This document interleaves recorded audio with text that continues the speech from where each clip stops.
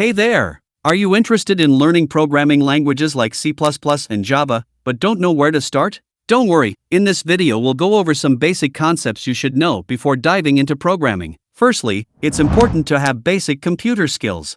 This means knowing how to use a computer mouse, keyboard, and basic file management. You should also know how to use a text editor or integrated development environment, IDE, to write code. Secondly, basic math skills are helpful in programming, as many programming concepts are based on mathematical principles. You don't need to be a math genius, but understanding basic concepts like algebra and geometry will be beneficial. Thirdly, programming involves a lot of problem solving, so having good logic and problem solving skills is important. Programming involves breaking down problems into smaller parts and solving them logically, so having good critical thinking and problem solving skills will make you a successful programmer.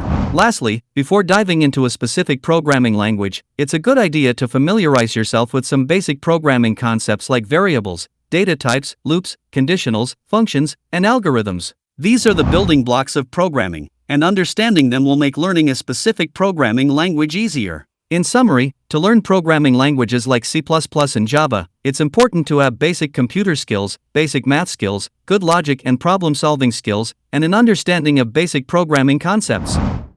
There are many resources available online, such as tutorials, online courses, and forums where you can ask questions and get help. We hope this video helps you get started on your programming journey. Good luck, and happy coding!